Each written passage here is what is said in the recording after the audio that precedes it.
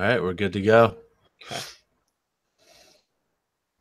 What's up, everyone? Welcome to Tater Talk. I am your host, Justin Ledger. We got a full house today. I'm joined by Zach Hummel and Graz. What's going on, guys? Nothing much, man. What's going on with you? Not too much. Just ready to get into some a full list here of topics. Busy week in baseball. It was a fun one for sure. We saw a lot of storylines going down this week. We got everything from good teams being terrible, bad teams suddenly being good. We have star players getting hurt. We have milestones, borderline retirements. So I think without further ado, we'll just jump into everything right now. Starting with the Dodgers.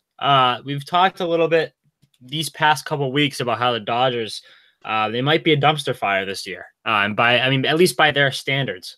They were obviously in the World Series last season, and they're having a hangover this season. And a lot of it does have to do with injuries, starting with Corey Seager, who's out for the year with Tommy John surgery. This happened shortly after we recorded last week's podcast, a big blow for the Dodgers. So we will briefly talk about this. Corey Seager out for the year. How much do you think this affects the Dodgers' chances as the season progresses, Zach? Yeah, I mean, Corey Seager is a huge loss. I was telling you before the pod, he was on my fantasy team, and I was looking for him to have a breakout year. I think a lot of people thought he'd have a breakout year. Not that he was bad before, but yeah, he just got off to a bad start, pretty much like the whole Dodgers team. It's.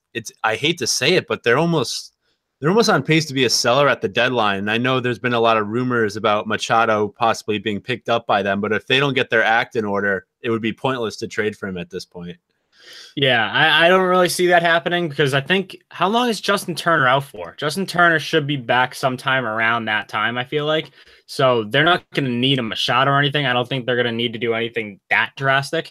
That being said, though, I mean, that NL West is tough. They have the Diamondbacks who have not lost the series all season long. We talked about them last week, and they still haven't lost the series this year. So the Diamondbacks are doing well. The Rockies, they're on and off. They're a streaky team. I could see the Dodgers eventually overtaking them. And then the Giants, they're not going to hang on for too much longer. They're in free fall mode. The injuries are just killing them. So the Dodgers, even with everything that's been going wrong with them this season, I could see them coming back and maybe getting a wild card spot. I don't think they're winning the division. I think I'm with you, Zach. The beginning of the year, you pretty much called it. They don't look like a division winner this year. Yeah, at this point, I don't think they even make the playoffs. I think there's a bunch of other teams that are there. I mean, that the NL East has a couple of strong teams that no one thought. The Phillies, and the Mets and Atlanta, and then the NL Central is strong too. I mean, Pittsburgh's off to a good start. Cubs will always be there. Milwaukee and St. Louis. So they're gonna have to overtake a lot of teams to at least make the wild card. And like you said, the D-backs have been so hot. Yeah, I don't see them winning the division at this point. Right. And the other issue that they're having more recently is Clayton Kershaw. This is pretty much the Achilles heel of the Dodgers. If Clayton Kershaw is out for any extended period of time, you can kiss their chances goodbye. Clayton Kershaw has bicep tendonitis. While that doesn't sound like a long-term issue, it does seem like something that could nag him throughout the year, and you got to be worried if you're a Dodgers fan, because the last thing you need right now is Clayton Kershaw being sidelined for a long time when you're already really in a bad spot to begin with. So that sucks for the Dodgers.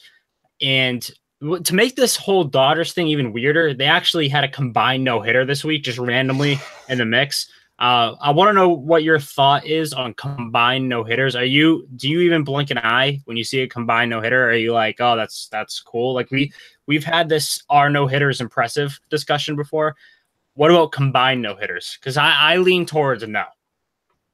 I actually think combined no-hitters are pretty impressive in their own right, really? Just because you have a bunch of different guys coming in, and it just takes one bad pitch from 4 different guys to ruin it. You know, if a guy's on fire and he's a starter and he just goes the complete game, sometimes you just have unreal stuff that no one can hit. But, you know, when you're bringing Walker Buehler started for them, but you're bringing out Tony Cingrani, I mean, he could blow it at any moment. He could blow that no-hitter opportunity. So I think they're pretty cool, but they also don't have the lure of someone going complete game no-hitter. So they're not impressive in that, right? But I also think it's impressive to have a couple different guys be on and get all the batters out, because you don't want to ruin it. That's one of the things with the combined no-hitter. Yeah, that's a good point because any guy could be off on any given day. Like all it takes is that one bad pitch there's a lot of variables involved there, like when you're throwing out 4 different guys. So yeah, that's a good point. And I'm seeing now because I have MLB TV, so like there's a little thing that comes up every time there's a no-hitter, I think past the 6th inning. There's a little red thing that just lets you know there's a no-hitter, so tune in. There's been a lot of them. There's been so many almost no-hitters this year. Yesterday alone, I think there was almost what the hell is that guy's name in the Yankees garage? Domingo Herman. Herman, the future. He was nasty. The dude on the Indians had a no-hitter going too. It was awesome. Yeah, Clevenger was awesome yesterday too. That was a really good game. And then there was what's his name? James Shields. James Shields was pitching a fucking no-hitter. James, baby. Big game, James. Yeah, what the hell? Like, where did that come from? James Shields we maybe should have named the Dud of the Week award after James Shields. If you get a chance to watch James Shields pitch, you can hear him grunt when he pitches. Like he's like putting so much effort in. It's like a woman's tennis player. He's like, oh, like you can hear it. It's so funny. Oh God, what an James Shields used to be nasty with the Rays too, and then once he got out of Tampa Bay, he's been an absolute atrocious player. He won a World Series. Hey. Yeah, he was like a decent pitcher on a World Series team. Yeah. So I guess I'll give him credit there. Another guy you got to give credit to, Albert Pujols reached the 3,000 hit milestone. I think I might be wrong here. I think it was on Friday. But anyways, Albert Pujols, what a career. We talked about him last week when he was approaching it. And Graz, you weren't on that episode, so if you have any Pujols takes, we already gave our Pujols takes, but if you have any, feel free to give them. I was talking about it with my friend this weekend, and you can make an argument that Pujols might be the greatest first baseman of all time. Totally. Oh, yeah. It's easy to forget what he did on with St. Louis. Yeah. And like numbers-wise, it makes sense, and wins. He has 2 World Series as well, and you're sitting there thinking of it. And like I'm trying to think of an argument, like because I've been conditioned as a Yankee fan. Lou Gehrig is the best first baseman of all time, and you look at the numbers, and I'm like, Albert Pujols has better numbers in every statistical category, other than like games played, and yet he's still played a bunch of games. So like, right, that's why they call him the machine. Yeah, exactly, and it's just shocking how like casually he snuck up to 600 and 3,000. Yeah, he hasn't done shit. No one hears his name ever since he went to the Angels. And he's just been quietly plugging away. He hasn't been great. We talked about last week since he went to LA, but I mean, he's still been a fairly consistent player. He hasn't been garbage at the plate.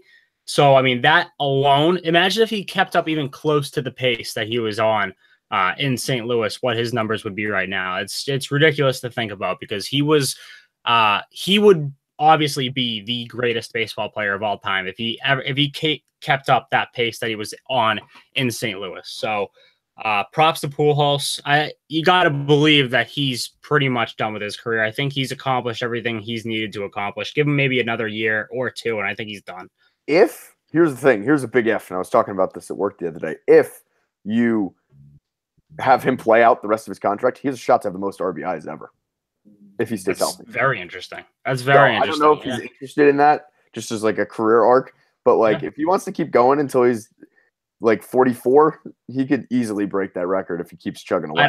How many more years are on his contract? Because that's a big factor too. I think it's 4. I'll check. Okay. Well, I could see him playing out that contract and then maybe signing like a 2-day thing with St. Louis as kind of a farewell. So, yeah, I could see that happen. 4 more years. He's only 38 years old, so retiring at 42, I guess that would kind of make sense through 2021. Okay. All right. Well, I guess that's something to keep an eye on. Has he ever been rumored with steroids? I don't think he has, but he sued someone who accused him of using steroids. So that's a little that's an indicator. That's a red flag. Well, you could take it both ways. You could say if you're going as far as to sue someone for accusing you of steroids, that you'd definitely never use them, because if you're going that far out of your way to prove them wrong, then that I guess that's in your favor. Or you could look at it as in like he panicked and just was like, "Oh fuck, sue them." Yeah. So, I don't know if he was on steroids. He won two good Gold Gloves too, which like people forget. He was a great defensive first baseman when he was with St. Louis. He was a pretty good outfielder when he first came up too. Like, that's something people forget. Yeah. Then he packed on the muscle. Disappeared. Yeah. When you're hitting 35, 40 home runs and 120 RBIs, they're not like, get out there and left. Right. Yeah, that's true. In the national team. So another legend, Ichiro, with the Mariners. I think we all saw this coming. He just has not been even close to the same type of player these last couple of years. Some years in Miami, and now he got that little. It was cool that he signed with Seattle, his original team, the team that we all grew up watching him on. He's just an absolute legend in Seattle. He's moved to the front office. He says he's not retiring. I don't know if I really 100% believe that. I think this is their way of making sure he comes back. I guess they start a series in Japan next year. So I think he's going to go to Japan, be in that series, and then I think that'll be his goodbye. That'll be a very fitting goodbye after that. That's my prediction for Ichiro. What did you get out of him kind of moving to the front office, knowing that he just doesn't have it anymore, but his agent says he's not retiring? Yeah, I found it interesting just because him and Seattle have been on the same page throughout his whole career. So it seems like there's some mixed messages going on. And I don't, him in the front office, would he be baseball development guy? I don't know where he fits in there. But yeah, Ichiro was one of those guys. I mean, anyone that played softball in their backyard would just do an Ichiro stance. Yeah. And it's just one of those things that every kid's going to be doing. And I don't think we're going to see a player like him, ever again, just because even the kids in Japan are so Americanized now. Like you see Ohtani, the way he hits, it's very similar to what the Americans are doing. Ichiro came over and brought a whole new style. So he's one of these like sport changing players, Ichiro. So you hate to see it how he ended his career kind of with Miami and then Seattle. He definitely wasn't the player, but he's also 44. So right. Any player like that, like we talk about Pujols, he'll probably be just like that when he gets to that age, but he was a great player in his prime. Yeah, there's very few guys like Ichiro, and I mean that like personality-wise. He kept his mouth shut his entire career, just went to work and was like one of the best players of all time. I think he's going to finish his career, if he's done now, with 3,089 hits in the MLB alone. That's not including all of his Japan hits. So that's just an amazing accomplishment, what he's done throughout his career. So props to Ichiro. I'm looking forward to see what happens next for him, because I think he's one of those guys. If you take baseball away from him, I think he might just die. So he's gonna stay. He's gonna stay in the game for sure. So someone who's been doing absolutely amazing this past week, and I'm not saying it because I'm a homer. I'm saying it because he has turned into not the best player in the Red Sox, but arguably, I say, the best player in the game, and it's Mookie Betts.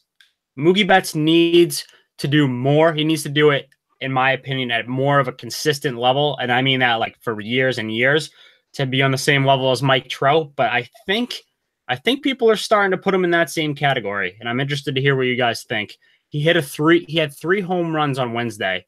That kind of made this whole discussion come about, and he's been on fire ever since. So Zach, what do you think about Mookie Betts? Do you think he's as good as Mike Trout, or do you think he will be as good as Mike Trout soon? Yeah, I think his ceiling is just under Mike Trout. I think Mike Trout just is a more built guy, and I think he won't sustain the injuries Mookie Betts might in his career, as we've already seen with him. I need to also see it more consistently with Mookie Betts. It can't just be, for 30 games you're red hot and then you go through a slump for 50 games, because Mike Trout really doesn't do that. His slumps are like hitting 250 over that stretch. Yeah. And he hits like 350 to 400 on the other stretch. And he's been doing it year over year. And Betts obviously had a down year last year, and he's recovering, which is great. I think Cora's helped him with that, but I need to see consistency out of him to really put him even in the conversation with the Trouts and the Harpers of the world. Right. Yeah. Mike Trout, he's been doing it, I think, for how long has he been in the league? Probably 5 years. I think he's been doing it since he's 20 years old, and he's been either MVP or runner-up for MVP, I think, each year in his career. So I think it's a little bit premature to say that Mookie Betts is on that level. I think if you give Mookie Betts another 3 years just to prove it, and he plays on the level that he's been playing this season, for those seasons as well, then we can have that discussion. But it's just so easy when a player starts raking. like crazy for a week or two, that like all of a sudden we're putting him in the same conversation as the best baseball player arguably to ever live. So I think that part needs to slow down a little bit. But on the other hand, I mean, Mookie Betts has been, I'm very surprised he's this good this season, because he actually said at one point that he's never going to be as good as that runner-up MVP season that he had, and he's been better so far this season. Exactly. Yeah. Graz, what do you think about Mookie Betts? Yeah. As a you guys are insulting Mike Trout. Mookie Betts is a top 4 player in baseball right now, in my opinion. He's very good, but we do not realize, once again, because the Angels are a stupid small market franchise. I know we're on a podcast. I air quoted small market because I'm still mad at fucking Ohtani, but that's Mike Trout is on the league of his own, and I think Mike Trout will, I'm going to say it right now, may go down as the greatest baseball player to ever live. Yeah, and the thing is, at this point, that's not even, I don't even think that's a hot take anymore. No. That's like a known fact that when Mike Trout's career is over, we're going to look back at the numbers and be like, oh my God, it's not even close. Yeah. I don't think it's going to be close. I mean, the guy's already, his career WAR is in the same category as Hall of Famers who played until they were 45. So that speaks for itself right there. But it's like you said, Graz, we're not seeing what's going on in Anaheim every single day. So those people who actually get to watch that every single game know just how good Mike Trout is. It's a damn tragedy that Mike Trout doesn't get enough attention for everything that he's done. I've been waiting. I would love to see Mike Trout in what I would call a real franchise, and then people would truly understand. So a real franchise being Chicago, New York, Boston. Yeah, all the normal people, like watch baseball every day.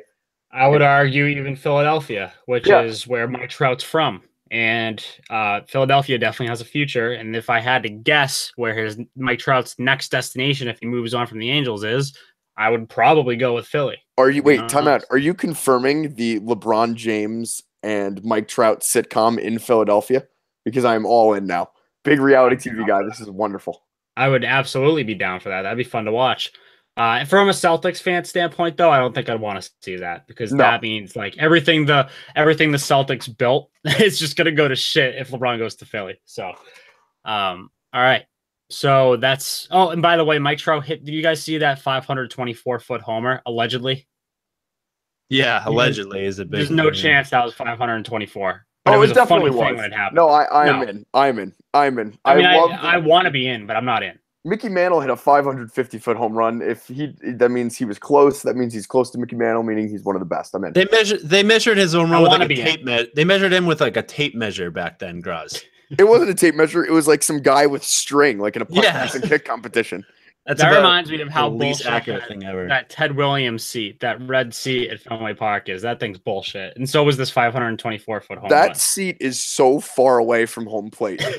Like, have you ever? I assume you guys are both Sox fans. Like, even as a Yankee fan, I've gone and sat in that seat, and I'm like, no way. That is the moon distance. Like, how many light years? It's like the owners were just like, all right, keep walking.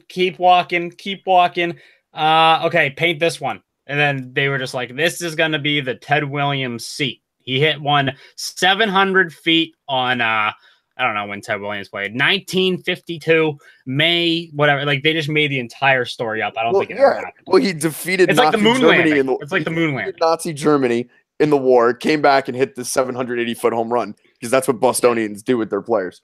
New York does that. Yeah, exactly. Well, it's like the story's getting passed down, and it just gets more and more false as it gets passed down. Yeah, right. He punched Hitler in the face, came back and hit a 750 home run. It was awesome.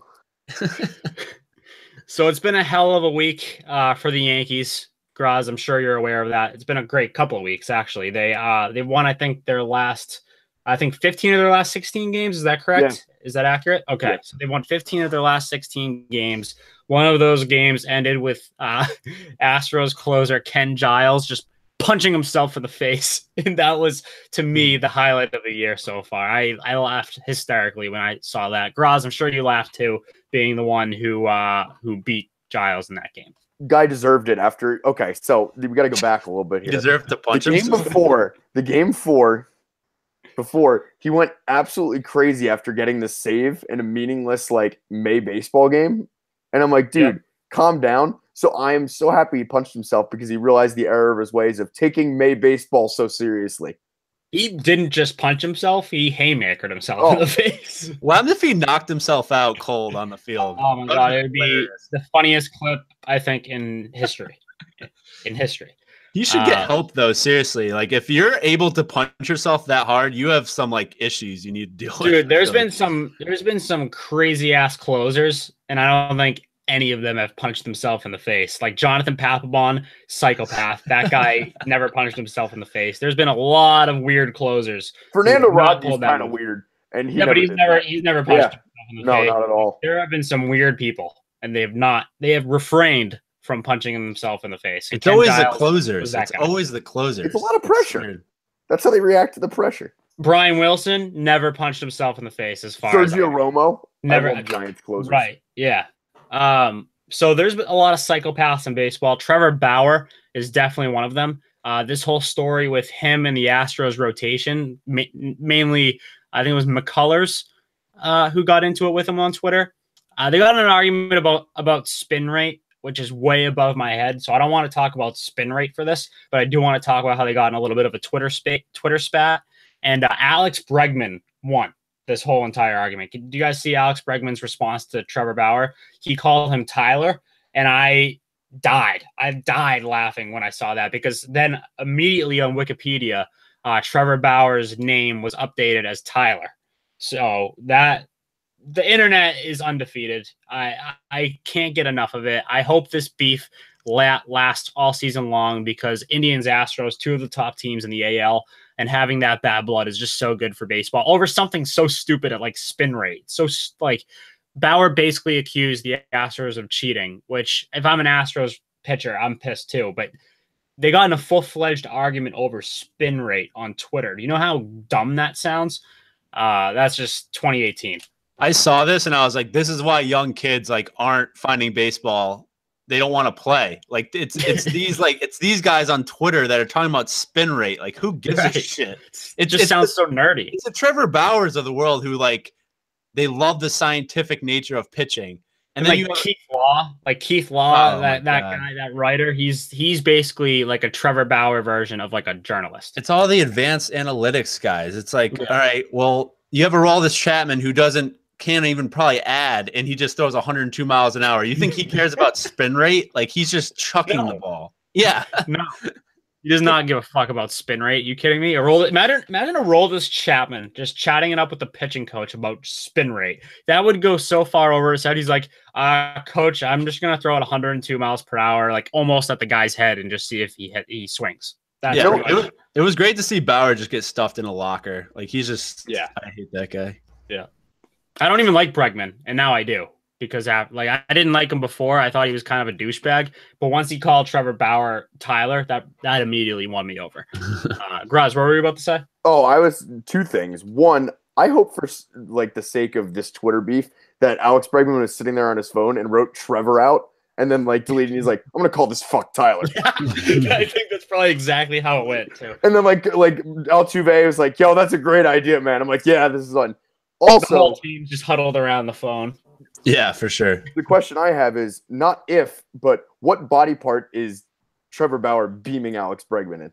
Is it a headshot? We going ribs? Maybe he'll spin, maybe I'll throw a curveball and get the spin rate and hit him with this spin rate ball. Yeah, maybe. I'll say this. I would not put it past Bregman to charge the mound ever, because I think that guy is a sneaky hothead too. Do you remember that whole thing with when he slid in that guy's DMs? He was talking shit about him and just ripped him a new one. Like he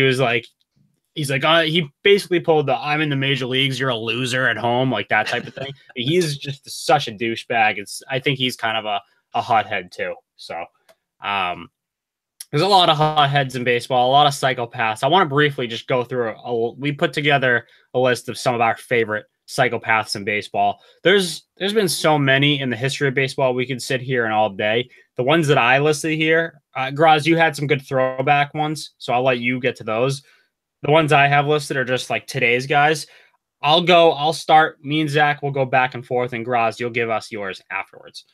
I'll start with the obvious here, being a Red Sox fan. Chris Sale is a psychopath. He has that demeanor every time he takes the mound. He cuts up jerseys if he doesn't like the jerseys. He is I've seen him in interviews, and he's a very soft-spoken, go about your business kind of guy. But when he's on the mound, or if he doesn't like the jerseys that he's going to wear when he takes the mound, he's a psychopath. There's no doubt about that. That's a good one. Yeah, I mean that episode on the White Sox when he cut the jerseys, that's all you need to know about him. Yeah. If he's doing that with everyone knowing about it, what is he doing behind closed doors? Exactly. Know about. Right. So my first guy is a pitcher for the Cardinals. He was playing in Japan the past 2 years. He's come over here and he's been really good for the Cardinals this year. Miles Mikolas. That's the guy with the mustache? Yeah, they call him the Lizard King because there's a video out there of him eating a live lizard. He's an absolute psycho. So go check that video out if you have time. I think it's in spring training when he was first called up, and he ate a live lizard in the bullpen. So that's Miles a great Mikolas. pick because I would have never. That's someone I would never would have guessed. But if anyone who eats a lizard is a psychopath to me. My next one is Justin Verlander. He just always, we're talking about the Astros rotation. I think that's just full of psychopaths. Garrett Cole, that's another guy who's a psychopath. But Justin Verlander, I'm mentioning him because he just seems to always be in the mix on Twitter, everywhere. When a fan heckles him, he makes a sign and heckles the fan back. He's always arguing with someone, it seems, week to week. He never, I don't think he ever really used to be so outspoken either. And now all of a sudden he is with the Astros. He's getting a kind of big dick because he's in Houston now and not Detroit. So he's my pick for a psychopath. Yeah, he started dating Kate Upton and he thinks he can weigh in on stuff because he's in the public sphere. Yeah, he got nudes leaked and poses in a mirror once with jeans on, and then he can just do whatever he wants. Yeah, so I picked a closer because, as we said earlier, closers are just psychopaths. And a prerequisite for someone being a psychopath is they have like a crazy beard. So Archie Bradley, I think he's a closer for the Dodgers right now. I'll watch him pitch, and he looks like he's so amped up on a bunch of different drugs when he pitches. Yeah. Like he gets a strikeout and he celebrates like it's Game 7 of the World Series. He's a big dude too with a big beard. He's from Oklahoma. He just strikes me as a psychopath, like guy that goes hunting and just, played football probably when he was younger. He's a competitive psycho guy. I love Archie Bradley. He's definitely a fun player to watch. And I think it was the wild card game. I might be wrong, but I'm pretty sure it was the wild card game when he hit like a triple. And he's one of those guys who he's a competitor, like you said. So I enjoy watching him play. Definitely a psychopath. Max Scherzer is my next one. Max Scherzer. I don't really even need to really talk about him that much. Every time he takes them out, he scares the living shit out of me. He talks to himself. He has 2 different color eyes. That's really all. He screams at himself. He swears at himself on the mound if he throws a ball. So I don't want to fuck with Scherzer. If I was on the Nationals during one of his starts, I would stay far away from Max Scherzer. That's for sure. Yeah. And my last one is Carlos Gomez. I think he's on the Rays now.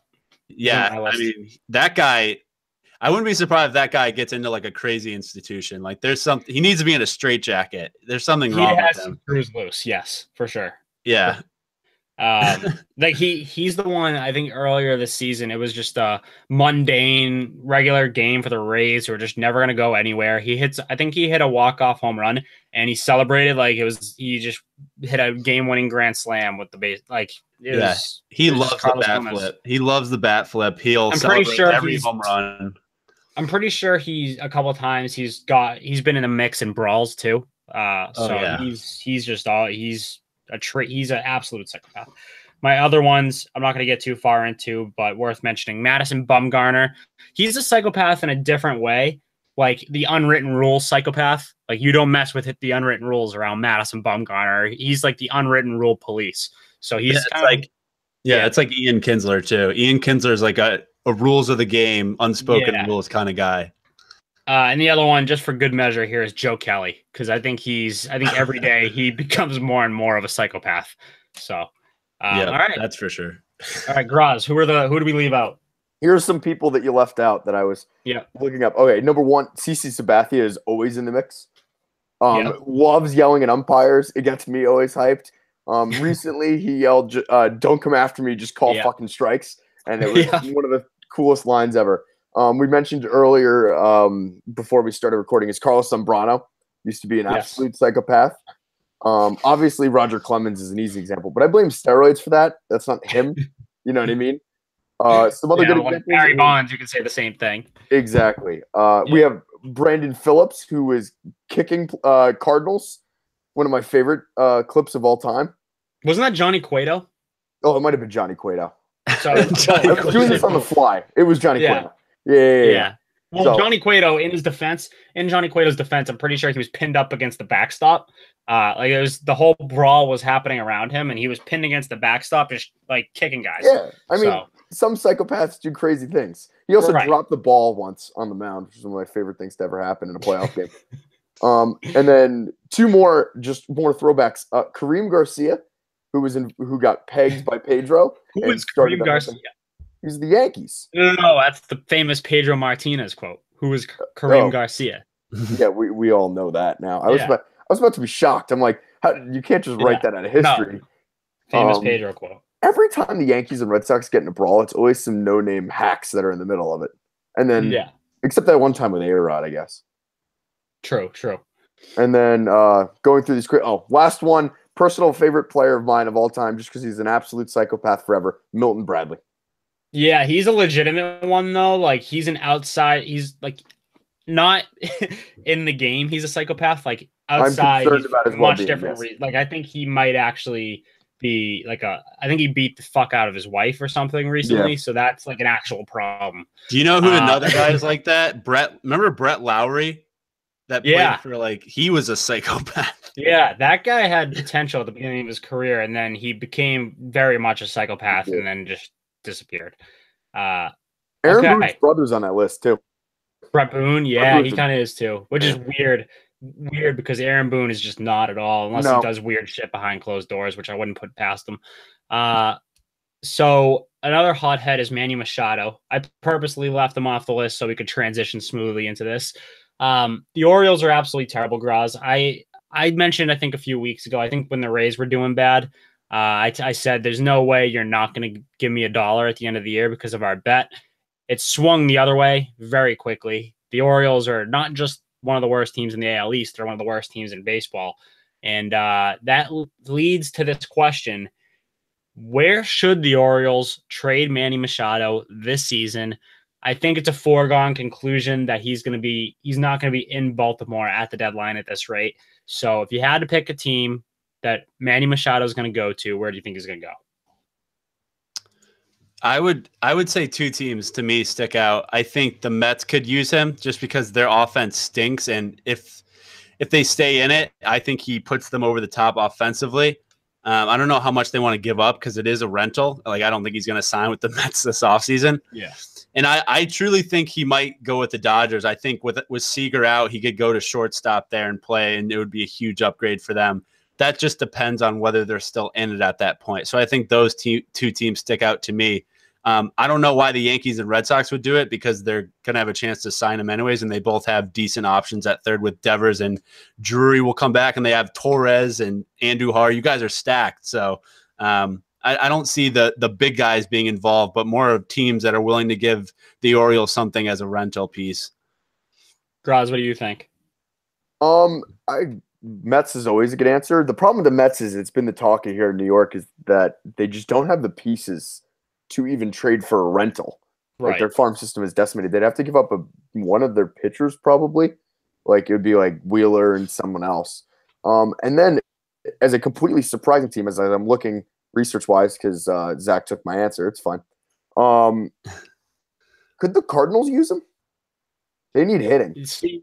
Yeah, so that was going to be my pick, and it just seems like there's been a lot of moves that have made sense for the Cardinals these past couple of years. Like, I was a big proponent of, like, Mike Moustakas as a guy they should have brought in the offseason, and they just didn't.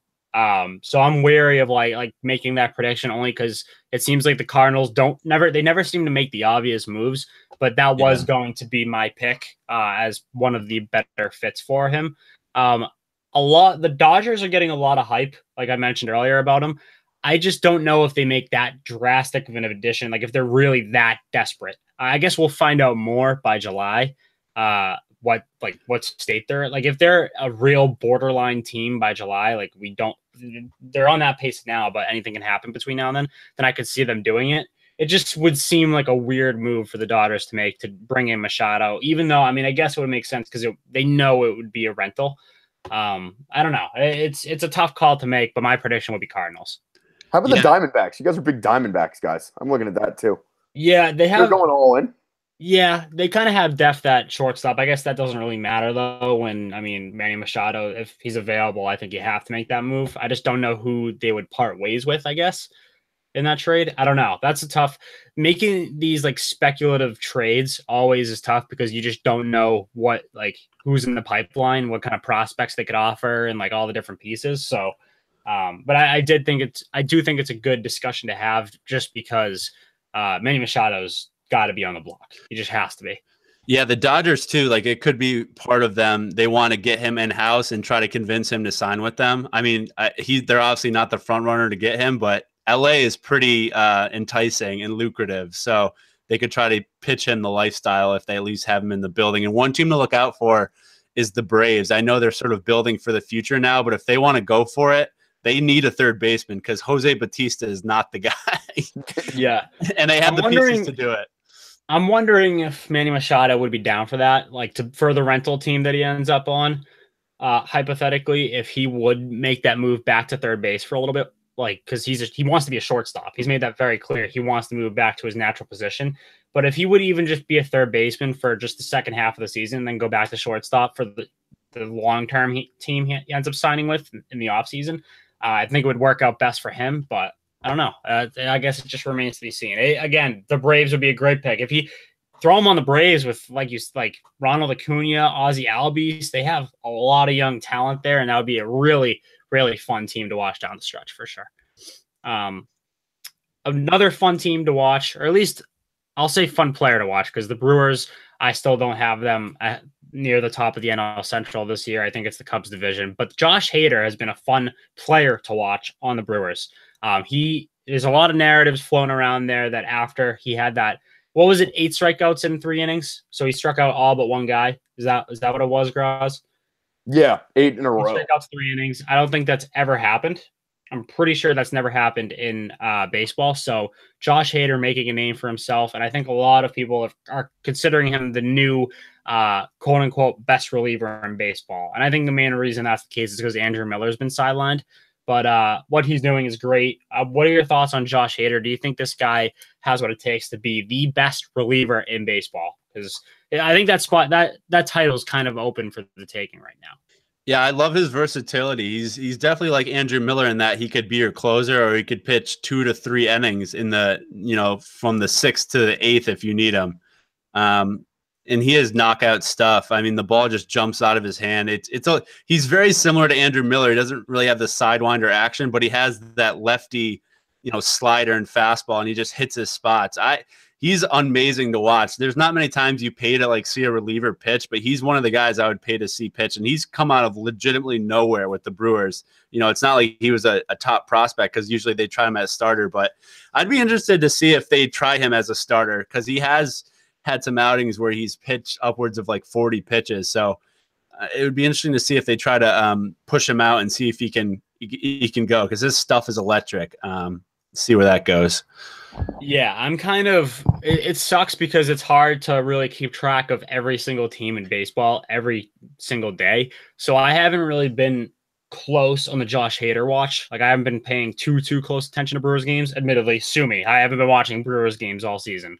But like, he's one of those guys that I see so many clips of him on Twitter that it's almost like he makes you tune in to a Brewers game if you get the chance, solely to see him pitch. So he has emerged to me as one of the more exciting names, because I think MLB is starting to market the shit out of their pitchers, which is always good to see. And Josh Hader, I think, is becoming a household name this season. And I'm always a fan of guys who get that promotion when they deserve it. So Josh Hader, shout out to him it's been a hell of a season so far for him. It's also been a hell of a season a different way for Matt Harvey. We've talked about Matt Harvey the past couple weeks, and Yeah, he's no longer a Met. So I think Mets fans everywhere are pretty happy about that. I think his career record with the Mets was 34-37 with a 3.66 ERA. I think that is crazy to consider when you think of he was an ace for 2 years, like a bona fide ace for 2 years, and he finishes with those stats. So that speaks to the downfall of Matt Harvey. Yeah, I mean, we talked about it a little on the last podcast. It's crazy his downfall, and it'll be interesting to see if any team really tries to sign him. That's going to be an interesting thing for sure. I don't know if anyone should be interested in him. Yeah, I mean, the only team, I don't think anyone in the hunt for the playoffs would. Maybe some other team will take a shot and see if they can revitalize his career as a starter, because obviously he doesn't want to go to the bullpen, but he doesn't want to go to AAA either. So it's like it's major leagues or bust, and I don't think a lot of teams are willing to take that roster spot. So I think he's just going to be out there in the abyss, just unsigned for a little while. And I hope that doesn't spiral down his lifestyle, because without baseball, he seems like he gets himself in a little bit of trouble. I want to know where you guys think he ends up, because I think that's an intriguing question. I'm going to go with the Orioles, because it just always seems like they're in the market for a starter. And when you're that desperate, why not? I think Matt Harvey would probably be miserable in Baltimore, and he might not put 100% effort in, knowing his history. But it does seem like it's just a match made in heaven, just a miserable team and a miserable pitcher just meeting. So I don't know. What do you guys think? I think Miami could be a location. I think maybe Jeter takes him under his wing, and they try to. Miami's probably not the best spot for his nightlife issues, but we'll see where that goes. And I think Texas, like you said, with the Orioles, they're always in the league for a starter. So if they can try to bring Matt Harvey back, I think Texas Rangers take a shot. What a weird rotation that would be in Texas. Cole Hamels, Doug Fister, Matt Moore, Matt Harvey. Who else is in that rotation? Just a Martin weird Perez. Yeah, just a weird group of guys. Crappy group of guys. That leads directly into the mailbag. I have a great question about that. Yeah, good tease. Good tease, Groz. Jason Vargas, Zach's favorite player of all time. He sucks. I don't have anything else to say, but he's come sort of replacing Matt Harvey. Vargas was injured for a little while, came back. He sucks. Not much else to say. DeGrom. This is a big scare for the Mets, because if DeGrom's gone for any period of time, really any extended period of time, they're fucked. We talked a lot about how the Mets downfall is really only a matter of time, and it's showing now. Especially the clock is ticking on the Mets explosion, and I'm here for it. I can't wait for it. It's one of my favorite storylines year to year is just the Mets explosion. So yeah, they lost a Syndergaard start the other day. If they start losing the big starter starts, once you get down to the fourth and fifth starters that they're wheeling, because Zach Wheeler has been absolutely terrible too. He sucks too. Yeah, he sucks. It's so crazy that they literally had top 20 prospects in baseball, and they all stink for the most part, other than Syndergaard and DeGrom. But DeGrom wasn't even a top prospect. Syndergaard was. But the Harveys, the Matts the Wheelers, they've just underachieved, and it's so Mets. There was a time where the rotation was Matt Harvey, Noah Syndergaard, Jake DeGrom, Steven Matz. I think they had a fifth guy that was just kind of there. But Bartolo. How dare you? You're right. You're right. It was Bartolo. I blanked, so I just said fifth guy. It was Bartolo. So you had the Bartolo thing going. The Bartolo magic was going for the Mets. And then you had Zach Wheeler. It was the narrative for him was when he comes back from his injury, he had 17 injuries. But when he's back, he is going to be one of the best pitchers in baseball. He's been one of the worst pitchers in baseball. So being a Mets fan must be one of the more miserable things you could ever be in life. And they were in the World Series too. Usually you don't say that about teams that have been in the World Series recently. I don't care if you've been in the World Series if you're a Mets fan. That was just a tease, because you're never gonna. It just seems like they're never gonna break through again. Yeah, I mean it's not like their position players are in the prime of their career. They started a lineup tonight with Jay Bruce, Todd Frazier, Adrian Gonzalez. They're still trotting Jose Reyes out there. The guy beat his wife and is 60 years old, and he's slow as shit now. I don't know why you're putting Jose Reyes on a major league field right now. I don't know. That's just the Mets. Mets in a nutshell. All right. We'll wrap up here with the usual segment, starting with Duds of the Week. This is just my favorite segment week to week. I just love shitting on guys. Dud of the Week for me is Jose Iglesias. And it honestly has more to do with kind of his antics than his performance, even though he sucked performance-wise too. He's never really been known for his offense, but I'm going to shit on him for his offense anyway. He went 5 for 25 this in the last 7 games. And he got in a little dust up with Sal Perez of the Royals. Did you guys see that? I think he struck out. He was unhappy with something with the pitch. I don't really know why he was unhappy. It kind of caught me off guard. But then he put his bat in Sal Perez's, like he waved it in his face and walked off. And then the two were jawing at each other. Just seems like Jose Iglesias is kind of a hothead too, like a sneaky hothead. He reminds me of like a little bitch soccer player. That's what Jose Iglesias reminds me of. Yeah, former Red Sox great Jose Iglesias. Yeah. So my dud, I love to call out guys that are usually good and they struggle because I know exactly who you're gonna say. I almost picked them. Really? Yeah. Paul Goldschmidt. Yep. Paul Goldschmidt's been absolutely terrible. He hasn't got a hit in his last 21 at bats. The big thing is he never was a big strikeout guy. He was always a contact guy, even when he made outs, and he struck out 9 times over this last 7-day period. It's been an underwhelming season for him, but they've still been a great team. So it just shows you how good AJ Pollock's been and some of the other guys because they've been picking up the slack. And Jake Lamb's been on the DL too, is another big bat in their lineup. Scary. That's really scary. Paul Goldschmidt is one of these guys. You just know he's going to figure it out, and he's going to figure it out in a big way. He's going to start raking again. When he does that, if they get everyone firing on all cylinders, Goldschmidt, Pollock, Lamb, when he comes back, I know obviously JD Martinez is gone and that hurts their lineup, but guys, like you said, are picking up the slack, and the Diamondbacks are a scary team if that pitching rotation holds together as well. And Patrick Corbin can keep doing what he's doing. I love the Diamondbacks this year, and I hated them coming into the year. So that speaks for itself. When you're hot, you're hot. Who's your when you're hot winner this week? So mine, I took, he's been great this week, but he's also been great this season. It's been a great story. Obviously, Chad Bettis from the Rockies. He's coming back from cancer, and he's having an outstanding season for them. He's been a great starter. He's 4-1 with a 2 ERA.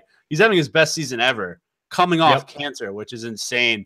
I think sometimes cancer gives people a new lease on life because they're like, it gives them a whole new perspective. And he's been pitching great for the Rockies, and they need the starting pitching. So I think they've been really happy with what Bettis has given to them, and it's a great story. So Chad Bettis, when you're hot, you're hot. That's a great pick. Great story. Mine is Wilmer Defoe of the Nationals, a lesser known player for sure, especially on that Nationals team that's absolutely stacked with stars. Wilmer Defoe, 11 for 21 with 2 homers and a 1534 OPS in his last 7 games. He's one of those guys you got to think he regresses back to the mean at some point. But Wilmer Defoe has been keeping this Nationals team afloat, to be completely honest with you, because no one else. I mean, they've struggled with injuries to begin the season, but he's been a bright spot on a team that's otherwise been pretty underwhelming so far this year. The Nationals fans are wondering where he's going to fit in when Rendon comes back. I think he's already come back. That's the thing. Yeah. Yeah. Like, where's he going to play? Because they have Turner at short. I guess he could play some second, but then Murphy will be back. So right. I don't know where he fits in, but he's been awesome. Yeah. It's like, how can you really take him out of the lineup? You can't, because he's been arguably your best offensive player outside of Bryce Harper. And Bryce Harper actually hasn't even been that great outside of his home run numbers. I think he's batting like 240 this year. So when you put that in perspective, Wilmer Defoe has been arguably their best hitter, which is crazy. I mean, baseball is just so fucking weird. All right, Graz, you said you had a mailbag question for us. Hit us with it. I got a couple of them now. Okay. First one, very more fun question. Do the Indians need to finish 500 to even win the Central? At this point, with the way the Twins have been, I'm going to go with yes, but I don't think they need to finish very far above. But if the Indians finish 84 with 84 wins, I think they could win the Central. I'm not ready to say that they can win it going 500 because that would just seem crazy. But I will say around that mark sounds about right. I actually think the Twins will go on a run here and get over 500. So I think the Indians will just have to play over 500 because the Twins are going to make a run at them, because the Indians have been sleepwalking through that. I mean, did the Yankees sweep them this weekend? Yeah. I mean, and most of those games were close and they just blew them at the end. So Yeah, I Cleveland needs to pick up the slack. I think they need to be at least 10 games over 500 to win that division. Because I think the Twins are coming. All right. Okay, next question. When is Vlad Guerrero Jr. getting called up? Because today they posted a video. He hit an opposite field home run off a tee. I need to see this man in baseball. Insane. He's insane. And then there was that viral clip of him. I don't know if you guys saw, but it was just the perfect view of a home run that left the ballpark in like 0.5 seconds. His power is unbelievable. He is little known fact. He is an all-around hitter. He is not just a power hitter. And his plate discipline he's 19 years old and he has the plate discipline of like a 10-year veteran. He walks more than he strikes out consistently. I don't fully expect that to carry over to the major league level because there's definitely going to be an adjustment period there. But what he does at the plate is special.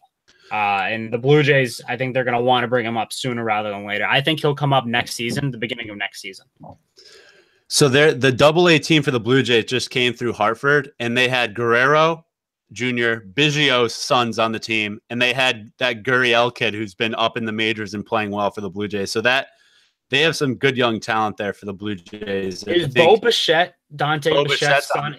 Bo Bichette's on the team too. Yeah, they just have all these players of former major leaguers. And obviously Gurriel's brothers in the major leagues. And I think they'll all be with the Blue Jays within the next 2 years or so. There's going to be more competition in the AL East, and I am all for it. As a Red Sox fan, as a Yankees fan, I think we all kind of like that competition.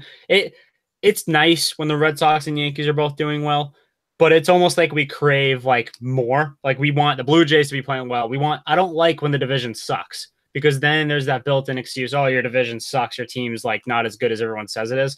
I like playing against good teams, and the Blue Jays one of the main reasons is because I like watching good teams. So when I'm watching a Red Sox game, I want to see the Vladimir Guerrero Juniors of the world. I want to see Bo Bichette. I want to see how they stack up.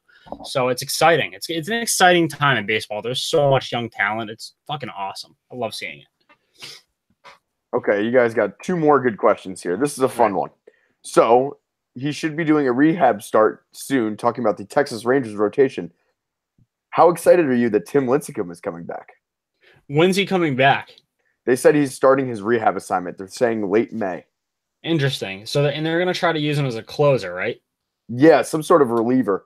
So, I mean, I don't know if I expect it to go all that well, to be honest. I mean, like, there's a reason why the Angels didn't keep him when he was briefly with them.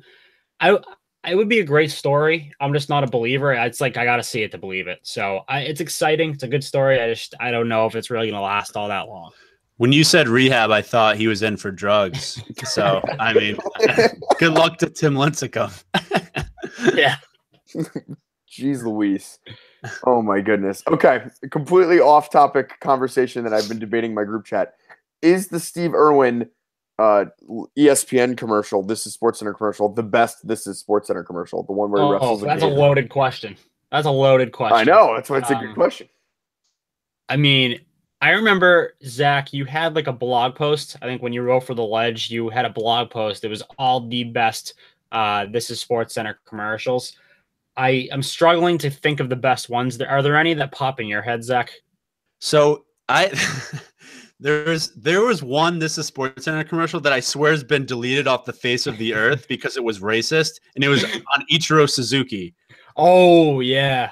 And they were in like a board meeting, and some guy just goes, Ichiro is number one. Anyone complain? And I swear to God, it's deleted off the face of the earth. You Google it, and people like have put it in Reddit threads, and they're like, no one can find this video because it's been deleted off the face of the earth. So if anyone can find that video, send it in because I want to see it. Please. Yeah. I think my favorite off the top of my head isn't even like really an athlete one. It was when ESPN, this obviously it's not what the commercial was made from, but I remember we tweeted something out that from the Ledge account, we tweeted out when ESPN was having all the layoffs, when it's just absolute mayhem. And the ESPN, I don't know how to really explain it to make it good for it's like come with me to freedom. Yeah, follow me to freedom. All hell is breaking loose, and we tweeted that out during the ESPN layoffs, and it was actually a pretty funny tweet. Sorry for the laid off, but it was funny. I'm looking at the article right now, and the number one, I think the simplest ones are the most funny. Like I don't need a lot of talking within them. So I'm looking now. So the one I had ranked number one was the Ovechkin spy one, where he's That's just a good one. Printing and he just gets pulled up by his goalie. That one's pretty funny. And then I had that was the Y2K one, Justin, you were speaking about. Yes, that's right. And the John Clayton one was pretty good with this ponytail. John Clayton one is recent, and that one's still one of the better ones. I think with these, we get lost in nostalgia a lot. Like we mentioned all the oldies. That was a more recent one, and it was fantastic. And the one I mentioned earlier with Pujols, the machine one. Oh, yeah. Why didn't you eliminate them, Albert? Yeah, why didn't you eliminate them, Albert? Yeah. That one's hilarious. My two favorite, if you're wondering, are the one with the thermostat with the penguin and the devil adjusting the thermostat. Yeah. And then my all-time favorite is Drew Brees getting stuck in the toll with the parade float when he gets to New Orleans. And he's like, everyone just back up. You got to back up. There's another one. There's another one where one of the anchors goes into the elevator and it's the New Jersey Devil, and he's like, "Are you going up?" And he's like, "Oh, no." That one's good." And then he just runs out. He leaves the elevator. Yeah, the simplest ones are the best. It's crazy. Oh.